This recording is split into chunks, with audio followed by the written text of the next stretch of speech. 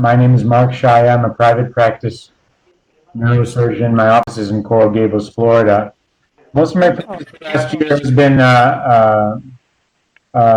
somewhat virtual.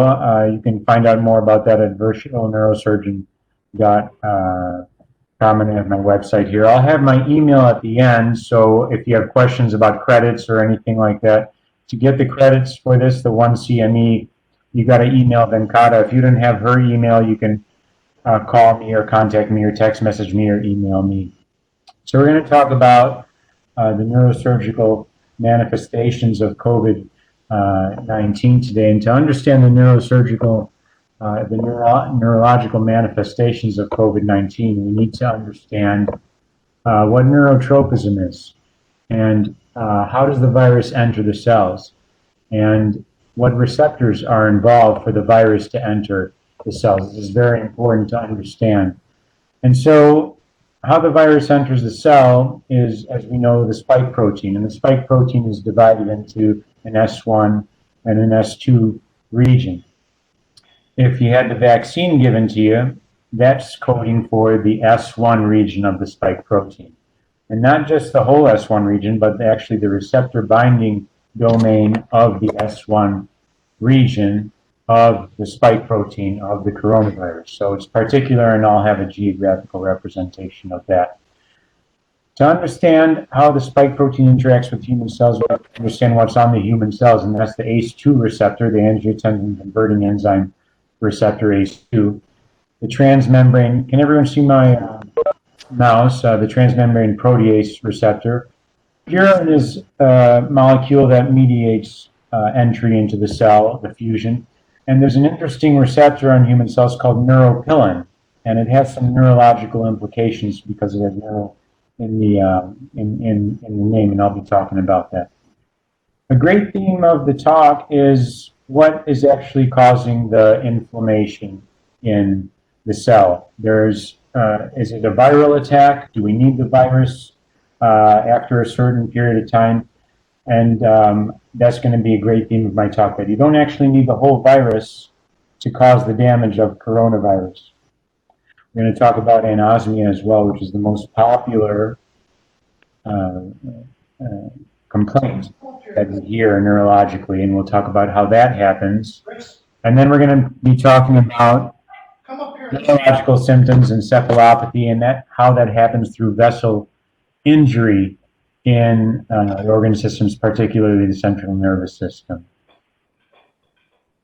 I'll break every few slides to ask if you have questions. So with COVID-19, we've seen this huge spike in cases. In the last few days, this is a pretty recent slide, it's been coming down, and the fear is that it's going to be spiking up again due to the variants that we've been seeing in the UK and in South Africa and other places, and I'll be talking about the variants as well. And then the daily death rates in early April and early May, they were at 2,000s. We thought that was as bad as it's going to get. In the last several days, we've been seeing some days where it's over 4,000, and it's kind of tremendous how much death there has been. It's been 1 out of 2,000 Americans who have died from this, then it moved to 1 out of 1,000 Americans. Now it's 1 out of 800 Americans. So it's kind of really insane, the death rate that's been going on with the COVID-19. So now this is what we tell our patients: we need the cloth masks, we need social distancing, we need disinfecting, hand washing. But the most important things are the masks and the distancing. We know that surface infection and surface contamination and surface inoculation is less likely. I know initially we were washing our groceries and washing our mail and doing all that stuff, and it may be not absolutely necessary.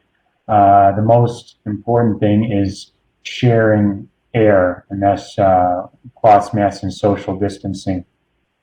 And I had to put Bernie in my slide. I just had to do that. So there he is.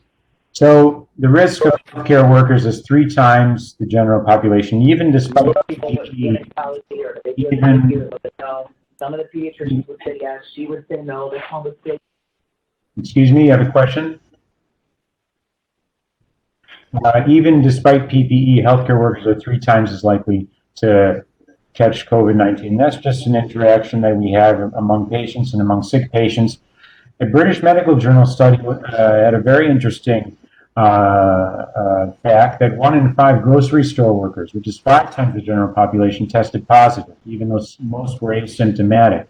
And this is just the dynamics of a grocery store, where you're interacting with somebody not for a few seconds, but for several minutes, kind of face to face, even despite the plexiglass, you're sharing air for all of that time.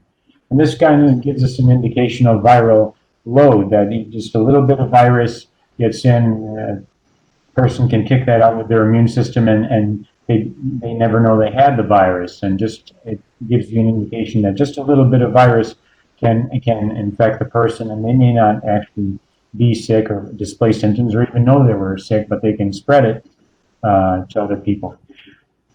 The South Korean study came up with this, and 6 feet indoors is just not enough. And we see a lot of studies like this. This one is from South Korea, where they looked at indoor dining and airflow.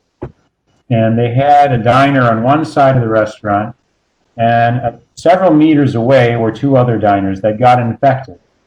And they were only there for 5 minutes to eat their meals and leave, and both were infected.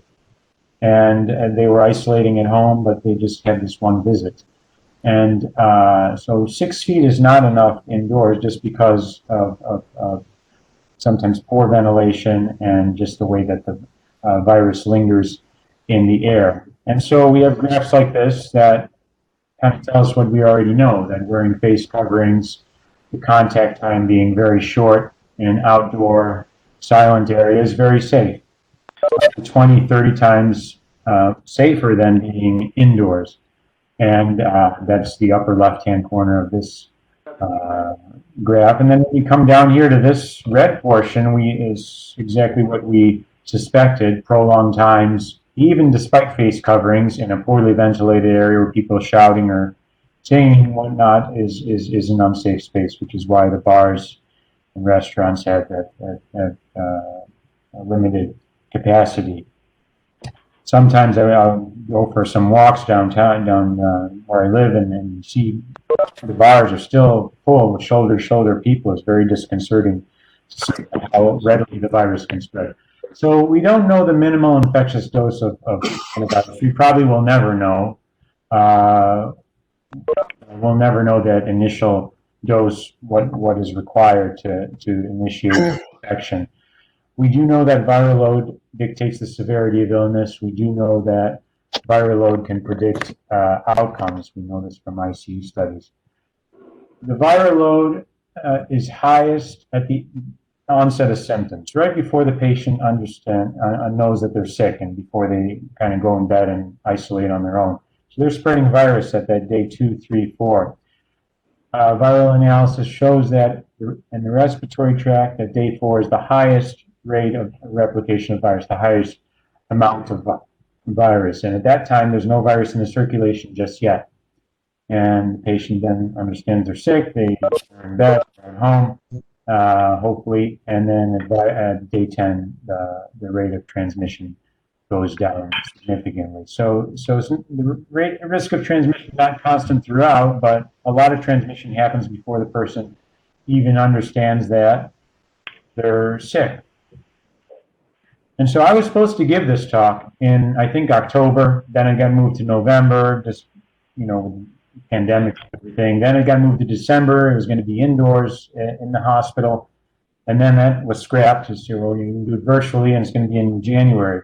And I'm kind of glad it got delayed, because in the last several weeks, there's been a lot of new studies and new information coming out. So what we thought we knew in March, April, May, June is now untrue, or there's different facts. So this has kind of been a piece, putting puzzle pieces together for me to kind of understand and give a presentation as far as the neurological complications of coronavirus. And a lot has changed, even in this past month, different studies on CSF, and I'll be presenting all that. Any questions thus far? Okay, so let's talk about coronavirus in general. Coronavirus from the common cold virus. We know that they infect neural cell cultures. We know this from laboratory studies, that coronaviruses have neuroinvasive properties. They activate an immune response in the host, and most of the time this immune response is protective. In cases of coronavirus, we know that this immune response and the footprints of the virus are damaging to cells and organ systems. How does coronavirus enter? Well, we know from the upper airway, and the virus tends to reside in the nasopharynx. And the olfactory mucosal milieu is an entry-prone interface in a place where there's tremendous amount of virus, and this is why we test in the nose. We'll be talking about the olfactory epithelium shortly, but we know that the goblet, ciliated cells, horizontal basal cells express a tremendous amount of ACE2 receptor, and this is how the virus gets into the cell and then to the bloodstream.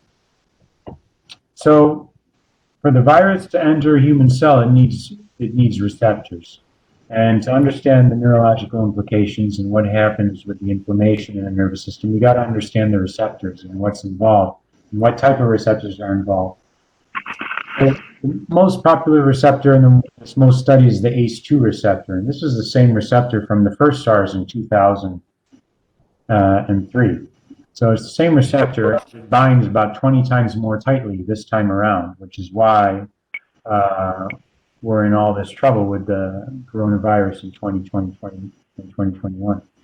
The second receptor that mediates fusion into the cells is the transmembrane protease receptor, which is this TMPRSS2. So you got the vaccine, it codes for this domain, this receptor binding domain of the virus at H2, and I'll be explaining that shortly. So it attaches to ACE2, but then what happens? It then attaches to the TRMPSS, and that's how it gets into the cell. Without this purple one, it can't get into the cell. It just sort of attaches, and nothing happens. So it needs the TRMPSS2 to get into the cell. And we know that nasal epithelial cells express a very high amount of ACE2, which is why this is a high volume area of virus, the nasopharynx.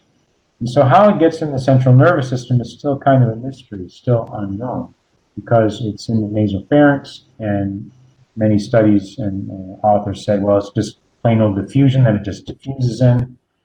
So it's a big unknown how it gets in the central nervous system. But it attaches to ACE2, then attaches to the transmembrane protease, and proteolytic cleavage happens, and then it enters the cell.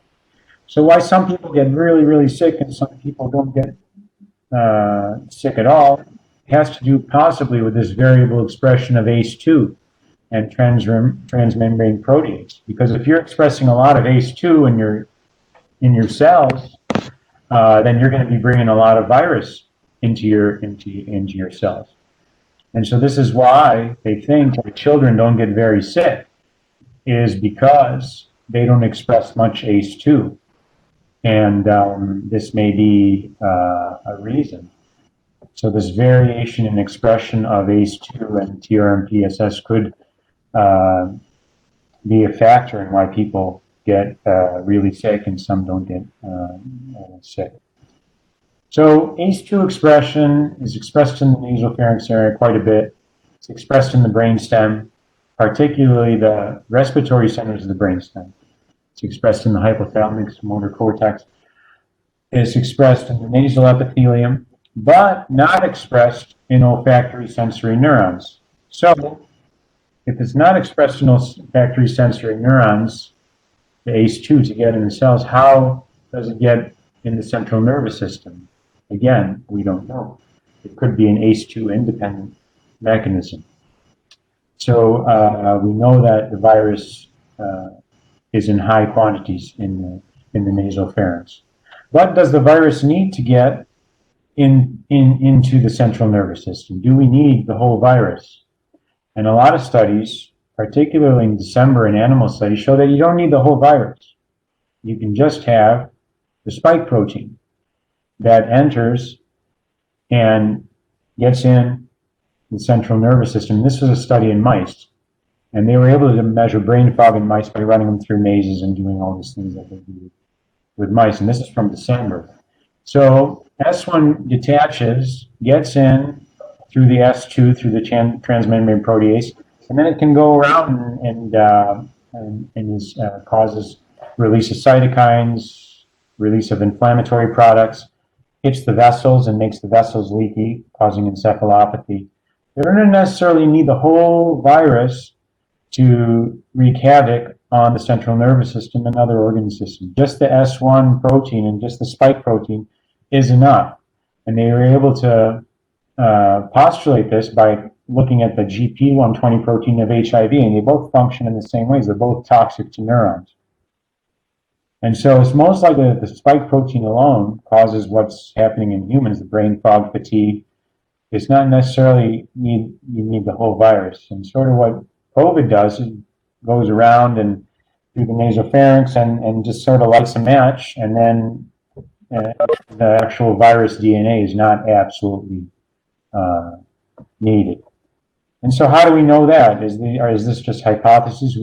There's a very good study that looked at the CSF, the cerebrospinal fluid, of COVID active patients. And they looked at hundreds of patients who had active COVID that needed a puncture for whatever reason.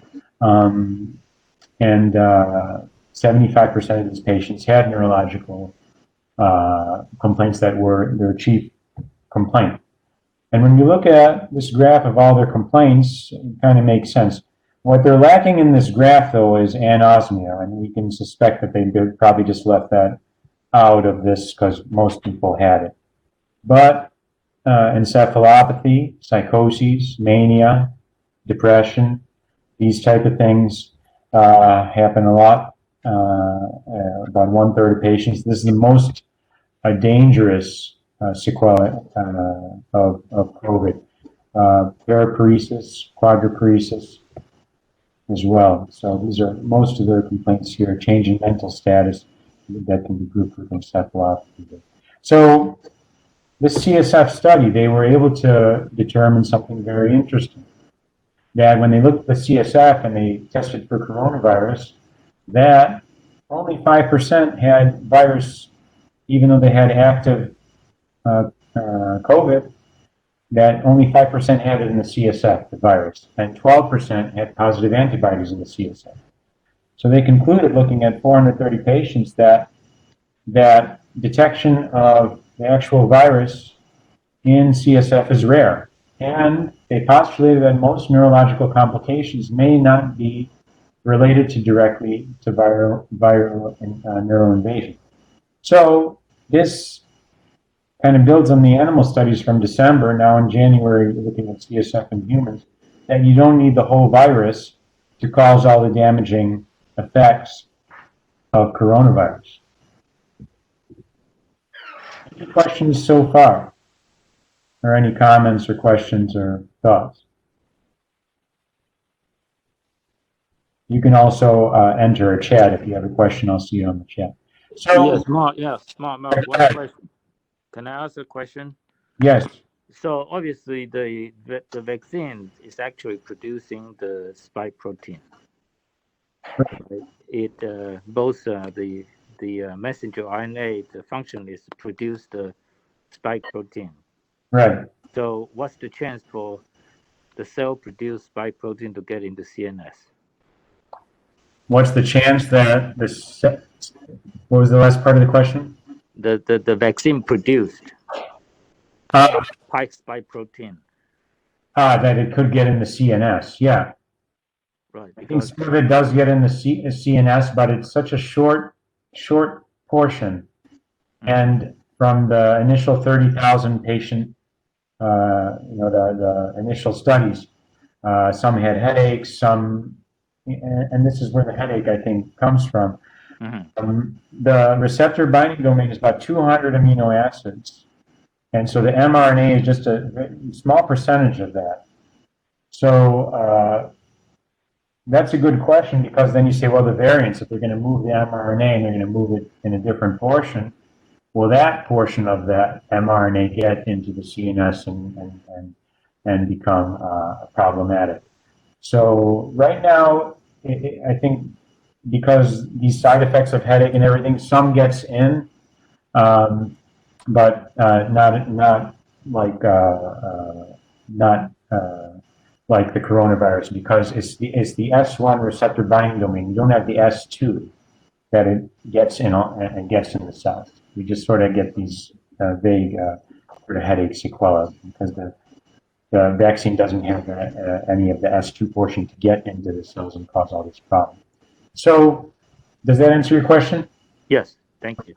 So we need the S1, and the vaccine codes for the part of it in S1, but you also need S2 to get in to make the cell sick. And so it's not just all of S1 that the vaccine codes for. So it's the receptor binding domain, what attaches to the ACE2. And the receptor binding domain, out of all this is the spike protein here. If you were to lay it all out, all this protein, the S1, and then you have the S2 on the right-hand side. The receptor binding domain is just a couple hundred amino acid sequences. And the mRNA is in the kind of the first part here. The variants that we've had have been now near the end here. And I'll have a little schematic of that. And so the receptor binding domain is very important to understand how they came up with the vaccine so fast, because there was a lot of politics and social media commentary. How did they come up with the vaccine so fast? I mean, can we believe it? Is it true? And how it came so fast is because the receptor binding domain of this current COVID is very similar to the receptor binding domain of the first SARS. And all that study and all the heavy lifting research was already done.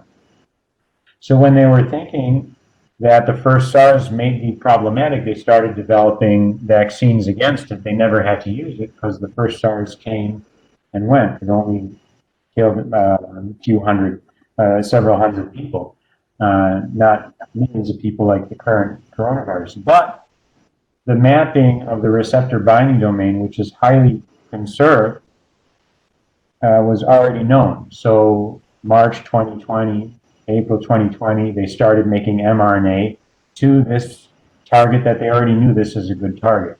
So that's how the vaccine came about so fast. So you have patients or people that that say, well, I don't believe it, it came about so fast. This is the reason why it came about so fast, because from the first SARS, we knew the receptor binding domain was a good target. They never had to develop a vaccine, though, because as first SARS came and went, they had developed a vaccine. This time around, because the second SARS, this coronavirus, binds about 20 times harder than the first SARS did. And this is why we have this current problem with coronavirus. So this is the receptor binding domain in green, and this is what attaches to the ACE2. And there are some thoughts and studies that say, well, the variance now is about 30 to 40 times harder to ACE2. And so when we talk about, this is the UK variant, now there's also a South African variant and other variants. For the UK variant, in the receptor binding domain, it's just one amino acid is changed, only one. And it changes the whole interaction force of the ACE2 to the receptor binding domain. And the whole forces are changed just from one amino acid, from asparagine to tyrosine. And so that's, in shorthand, S coding for that symbolizes spike. At the 501st position of these about 200 amino acids, at the 501st position, right about here, N to Y, which is asparagine to tyrosine. One amino acid's changed, and now it's a variant, and it binds harder to ACE2. And so as the virus spreads, more and more and more variants and more mutations happen. And the great scare is that instead of being in this end where most of the mutations are happening, it'll happen where the mRNA codes for. And if that happens, then they have to go back to the lab, and instead of making an mRNA vaccine to that area, they got to avoid the areas where the variants have hit and code for mRNA in a different spot that would be common to the coronaviruses that are spreading. Somebody had a question? I heard some. Any questions thus far? Okay. So we talked about ACE2, we talked about transmembrane protease. There's a third mediator which has neurological implications, which is called neuropilin. And this is another receptor. It's highly expressed in olfactory epithelium, highly expressed in astrocytes, highly expressed in neurons, highly expressed in vessels. And it plays a role as a mediator to enhance coronavirus entry into the cell. Now, off the subject of coronavirus, if coronavirus wasn't around, normally it plays a role in pain signaling with VEGF, neuropilin. And a lot of the studies before COVID came around was how it mediates pain with VEGF. And this has some implications as far as chronic pain patients that contracted coronavirus, and I'll explain that in a minute. So an author who was studying neuropilin and coronavirus in India had a very good analogy, and I'm going to borrow his analogy here, where he says that ACE2 and transmembrane protease is all that's needed for coronavirus to enter the human cell, and it kind of enters in a good fashion, and it kind of does this thing. And it's analogous to a lock and key to get into the cell. What neuropilin does is an enhanced, when you have neuropilin added to this combination, it's an enhanced entry. And it's almost like somebody who has the key that needs to get to the door, you're taking them by the hand and bringing them to the door. And so you have this enhanced entry into the cell. And how that happens, you have a coronavirus here with the spike protein and the S1 attaching to the ACE2, and still part of the S1 in a different area is attaching to neuropilin. So there's an attraction here to bring the virus along and recognize this ACE2. And when this happens, the virus enters much more readily. If we're to blow up this area, so this interaction of the spike, a different part of S1 spike to neuropilin is kind of like a hand. And this molecular interaction, this is where he gets the hand analogy. It's very interesting just how the spike is attracted by neuropilin to areas that have ACE2. So this is another interesting factor. And so when you look at neuropilin, it's thought that it could be a therapeutic target for coronavirus, because in cell culture, when they infect the cells with coronavirus and neuropilin is expressed, the cells get infected at a high degree. When neuropilin is blocked in cell culture, the cells get infected to a much less degree. So this could be a very good therapeutic target for coronavirus. And this is the area of research now. Neuropilin was just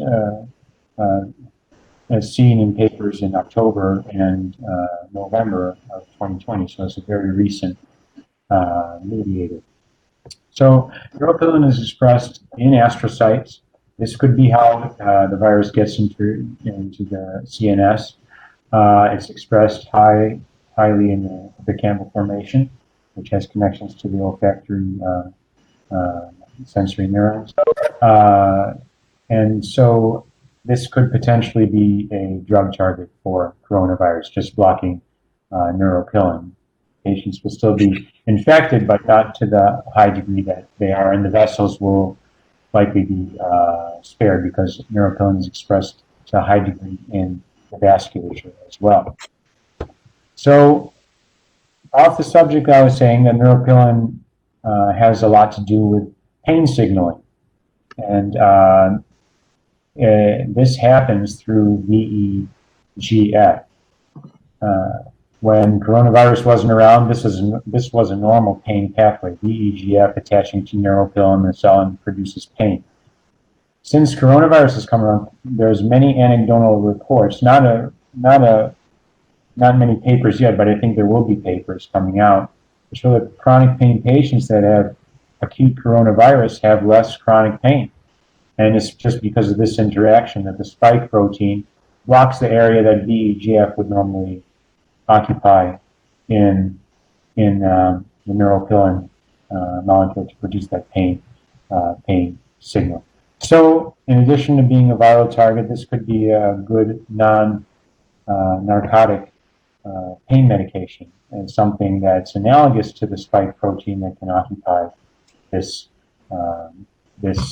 area to prevent pain or to reduce pain. This could be a future pain medication. So, any questions thus far? Any comments or? Yeah, Mark, one more question. Yeah, go ahead. So, when the spike protein lock on the neural cell, just the spike protein alone, yes, it's going to cause the this EGFR binding effect, but would the spike protein alone cause the death of neural cell? Well, Just the binding of the spike protein. Just the S1, you're saying? Yes. Well, no, because you don't have the S2 to bring it into the cell. For the spike protein to wreak havoc in the cell, it needs to get into the cell. Just hanging around outside is not enough. So it needs the S2 to actually to fuse to get into the cell. It will cause pain, but will not kill the cell. Will not kill the neural cell. No, it would just block the pain signaling. It'll block this normal pathway of VEGF. Yeah, and that's S1 portion, part of the S1 portion. I forget which part, but yeah. Okay. Would that be long-term effect?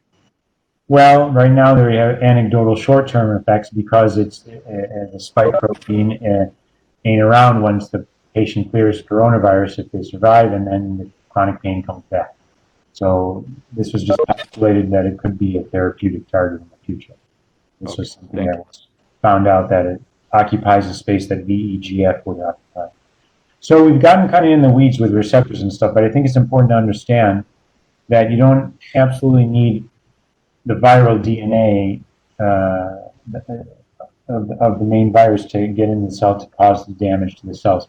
Let's talk about more grossly what happens to the CNS and more radiological findings and more clinical stuff. So depending on who you read, the majority of patients will have neurological symptoms, and 82% at any time during the course of COVID-19 will have a neurological symptom. Most of that could be anosmia, but there's a lot of other neurological problems that I'll discuss shortly. And there are these patients that are called the long haulers that have brain fog for months and months, memory loss, confusion, psychiatric problems, sleep problems. They were doing a high stimulating job, complex job before, and now they can't do that job anymore. So these are patients that quote unquote survive, but they're just not the same anymore. And so when you see people talking about the survival rate, those patients that survive, some of them are just not the same. And this is called long COVID, meaning that it's been going on for months and months, and they just never seem to shake it off. And at 6 months, this is a study from this month, January 2021, of 2,000 respondents, 3762. And they looked at 6 months, the patients that really never recovered. And in 6 months, 80% still have fatigue, post-exertional malaise, 75%, cognitive dysfunction. Many have not recovered up to 7 months, and there's still lingering symptoms. They looked at patients in Wuhan, 6 months, and they looked at about 2,500 patients, and still fatigue, muscle weakness in the long haulers, 63%, anxiety, depression, sleep difficulties. what they did note is that there was a significant decline in neutralizing antibodies at 6 months. And this raises the concern for reinfection. But in the last couple of weeks, they were finding out that there is some immunity without the antibodies that we test for. There is still some immunity that goes on. So once you've had it, you're maybe lifelong immune. That chances of reinfection are low to non-existent. And when you look from a common sense point of view, 1 million people are getting infected in the U.S. every 5 days, that we'd be hearing hundreds of reinfections or thousands of reinfections, and we just don't hear that. We don't see that. We don't hear about it. We hear cases here and there, but we just don't see that. So there is some immunity beyond which that happens, beyond which the antibodies that we're able to test for. So let's talk about loss of smell and taste. This is the most popular sort of neurological complaint that we see. Loss of smell and taste happens in most patients, and in 3% of the patients, it's the only symptom that they have.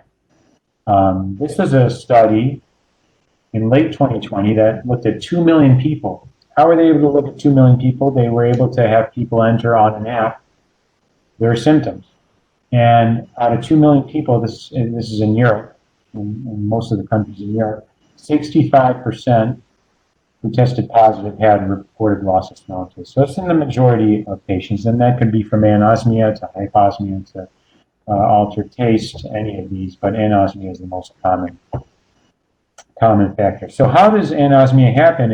If I said before that the olfactory sensory cells don't express ACE2, how does that happen? And how it happens is because of all the supporting cells. The supporting cells are the majority of cells in the nasopharynx, not the olfactory sensory cells. And the supporting cells express ACE2 to a very, very high degree. And these are the Bowman's gland cells, the supporting cells, the horizontal cells. And they express ACE2 to a high degree. So they get infected with virus, and they get inflamed with virus, and all this inflammation happens in the nasopharynx, and they hang around, and the virus hangs out in all these other cells, but not in the olfactory sensory cells. But the olfactory sensory cell now can't do its job anymore because all the supporting cells around it are all damaged. And so this is how anosmia happens, not by direct infection of the sensory olfactory cell, but by infection and inflammation and destruction of the architecture around. Hey, John. Hi, John. Yeah. Question. Okay, so we see that in MRI as well. So you have an olfactory bulb at day 7 and at day 24. What happens at day 7 is that the olfactory bulb now is infected. The nasopharynx is full of virus, and the olfactory bulb is edematous. And this is what we see on MRI. It's very clear to see that the olfactory bulb becomes edematous. Some reports will mention that, some don't mention it, but you can see it if you go up that area. And especially if you compare it to previous films that the patient had. At day 24, the olfactory bulb becomes atrophic, and you see that it's going to take time now for the nasal epithelium to rebuild the supporting cells and all the cells to be almost normal again, and then the smell comes back. So pre-COVID, again, an MRI illustration of the olfactory bulb gets edematous and then gets atrophic, and the patient lost sense of smell somewhere in its period. And that's what we see on MRI. So olfactory sensory neurons don't express ACE2. So how does it get into the central nervous system? Well, there's probably an ACE2 independent pathway, or it could be just plain old diffusion. A lot of these papers say, and when they say it's just diffusion, that means we really don't know how it gets in there. We do know that the nasopharynx, which is near the brainstem, is a very high area of virus. And through autopsy studies, we thought that maybe it's the trigeminal route. From autopsy studies, we see that the nasopharynx has a lot of virus. The brainstem area, some brainstem areas have a lot of virus, but the trigeminal nerve has a lot of virus. And so they thought that maybe it's a trigeminal route because it's connected to the brainstem. And so that was thought, and that came from autopsy studies where they looked at virus and saw that there was a lot in the nasopharynx, a lot in the brainstem, and a lot in the trigeminal nerve. So there's this trigeminal theory route that virus kind of gets into the trigeminal ganglion and spreads through the axons to the brainstem and gets into the respiratory centers. And so on top of the lung problems that the patient has, that the respiratory centers in the brainstem are depressed from this mechanism. But this is still a theory. And so it's still a mystery how the virus gets into the CNS. And many have said that there's this retrograde axonal transport from the liver, lungs, through the vagus nerve. But the main thing that we need to know is that you don't need the actual virus to cause the problems in the nervous system. And we've seen that from the animal studies, we've seen that from the CSF studies. And so on MRI, we see things like this. High signal areas, I hope you can see my mouse here, high signal areas and low signal areas, which are the red areas here. The high signal areas signify leaky vessels. And this is not necessarily the virus itself, but the spike protein hitting the vessels, getting in, causing the vessels to leak. And once the vessels leak, the cells call the immune system to come around, and the immune system goes haywire from these leaky vessels. Then you have areas of ischemic areas, which are due to disrupted autoregulation and hypercoagulability. And so we have this 1 + 1 = 10 kind of thing, where one problem happens, then another problem happens, and then encephalopathy and all these other problems happen. So we know from previous slide that neuropilin most commonly expressed in blood vessels. And this is probably how the virus or the spike protein gets into the vessels and causes these leaky vessels. It disrupts autoregulation, so the vessel can't control the amount of flow that goes through, causes bleeding into the brain, causes ischemia in other areas of the brain, and causes the vessels to leak all around. And this leakage is what causes the immune system to come around and creates a cytokine storm and all the problems that we see. And so when a vessel leaks anywhere in the body, you have fibrinogen being released, and the fibrin tries to repair it, and you can see fibrinogen when you stain for nervous tissue that's infected with coronavirus. You see that you can see where the vessel is leaking, leaky vessels in areas where fibrinogen is expressed. And so leaky vessels, fibrinogen is being released out of the cells. Again, here, leaky vessels and the fibrinogen is seeping out and creating all the hyperimmune system problems and cytokine storm that goes on. Another molecule, another thing that can be studied is collagen 4, which is the basement membrane of the vessels. And so when they look at that, normally collagen 4 should be intact throughout the whole vessels. This is the basement membrane of the endothelium. And when you look at vessels infected with coronavirus, you see how collagen 4, now we're staining for collagen 4, that it's intact in some areas, and in other areas it gets really thinned out. And this causes leaky vessels, which causes the cytokine storm immune system to come about. And the cytokine storm that happens in the vasculature of the brain is not necessarily due to the virus, it's due to the leaking of the vessels. And this is what happens. And you just need some spike proteins to enter with a little bit of virus. And sort of the virus lights a match and is not really needed anymore. And this is what happens. So the neurological findings due to all these problems we see is acute ischemic infarcts due to hypercoagulability and leaky vessels and disrupted autoregulation. We see intracranial hemorrhage from disrupted autoregulation. and we see cerebral venous thrombosis from disrupted autoregulation and hypercoagulability. So all these things affect the nervous tissue because we have all these vessels going through the central nervous system and they're all being damaged in this way. We have MS plaque exacerbation as well, and this causes encephalopathy. We have these leaky vessels. We have an encephalopathic picture, which is the most neurological finding that we see in hospitalized patients. 1 in 3 of these patients, once they're discharged, can carry out activities of daily living. This is the most severe consequence. These patients are really never the same if they have encephalopathy to a severe degree when they're hospitalized. And so, again, leaking vessels, high signal areas, and altered mental status. A lot of these patients will have this problem in addition to ischemic problems.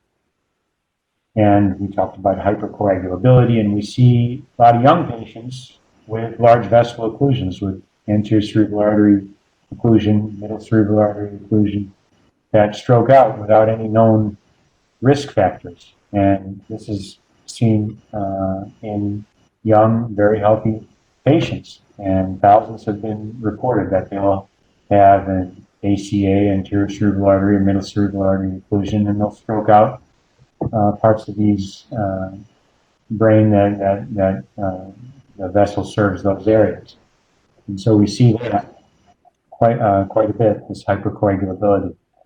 And then you see patients that may come in and they're infected with COVID, but they'll have back pain. This patient complained of back pain, and sure enough, he has an aortic thrombus, and this is what was causing the pain due to hypercoagulability from COVID, and he was found to have COVID after testing, and then got sick in the hospital after that. So this hypercoagulable state is what we see. Any questions thus far on more of the macro things? Okay, we're near the end here. Let's see. Some unintended, if you can say positive consequences of 2020, if there is anything positive, that C. diff is now non-existent. We don't see C. diff anymore just because of the PPE that's being worn in the ICU. Hand washing, all the precautions that were needed for COVID have eliminated C. diff. It's not really seen at all. Flu is dropping, normal flu is dropping just from the social distancing and all the things that we're doing as well. This is the current season of flu, and you can see flu is non-existent. So some diseases and problems that we had in the past have disappeared due to coronavirus. Just the precautions that we take with coronavirus and the behaviors that we've changed with coronavirus have eliminated some diseases. And so, in summary, I think if you get anything from this talk, is that understand the receptors and remember that neuropilin is going to be an important pain mediator and possibly target in the future. Understand that you need the ACE2 receptor and the transmembrane protein series to enter the cell. And that the main theme of this talk is that you don't necessarily need the whole virus to get into a cell to cause problems. Just the spike, the S1, S2 gets in and sort of lights a match, and the virus is no longer and a lot of these immune-mediated problems are from disrupted vessel architecture. You see this from the basement membrane being disrupted from fibrinogen leaking. And another thing is anosmia. It doesn't come from the neurons being attacked with a virus. It's from the supporting cells being attacked with a virus. And so that's all I have. This is my email. If you have questions about getting credit to the CME, you can email me here and I'll send it to Venkata if you don't have her email. So you should be getting one CME credit. It's been a pleasure talking to you, and I haven't given a lecture in about a year, so it's nice to do something like that. And if you have questions, you're welcome to email me or hit me up on LinkedIn, and you can connect with me that way. So have a good rest of the afternoon and good evening, and I'll open it up to questions. We have a few minutes left. If you want to ask some questions, we can have a little discussion now, if you like.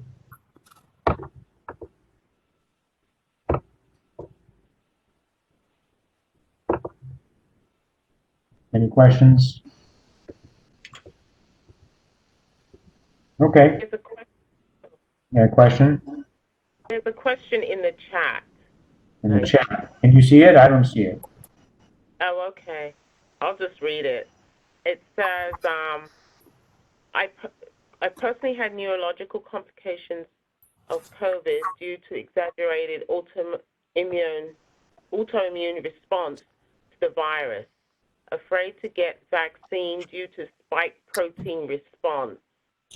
Do you think this fear is valid and has known scientific basis to developing an equally exaggerated autoimmune response to the spike protein in the vaccine? In the vaccine, yeah. That's a good question, because on paper you would think that you would not have an autoimmune response, because it's just a very small portion of the spike protein, the S1 portion, which is a receptor binding unit, and even drill down more, it's just a small section of that. So would that cause an autoimmune response, which normally you would need the S1, then you need the S2, and then you needs to get in the cells, and needs to get in the cells in a large amount. So on paper, it wouldn't seem, theoretically, it wouldn't seem like it would be a problem, but, they're advising that patients with autoimmune problems not get the vaccine or be very wary of the vaccine. So that's about all I would know about that. Thank you. That was my question. Sorry, I couldn't figure out how to unmute myself. Oh, okay. This is Tina Plaza. Oh, have you gotten the vaccine? No, I was waiting to get it just to see if more data is coming out on patients that are getting vaccines with autoimmunity. I actually was diagnosed with myasthenia gravis during my hospital stay with neuro-COVID, and it was just crazy. So you've already had coronavirus. That's what you said? Yeah, I work in the ER at Mercy, and then I developed coronavirus in end of July. I got symptoms 12 days later. Yeah. They call it a TIA, but basically I had ataxia. I had a lot of neuropathy.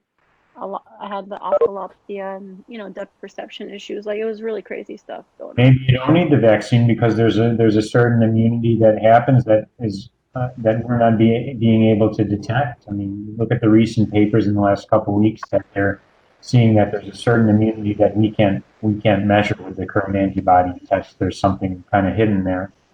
And, that's reassuring. Yeah, so that just came out in the last couple of weeks. Well, thank you. Okay. Well, you want to close this out, Venkata? And thank you everyone for joining with us, and then thank you, Dr. Shaya. It was a wonderful conference. Thank you. And then Thank you, Dr. please Shaya. take the evaluation. You all will get the semi credits. Thank you. And any questions, just email me. Yes. I'll pass them to Venkata. Thank you. We'll close out the meeting.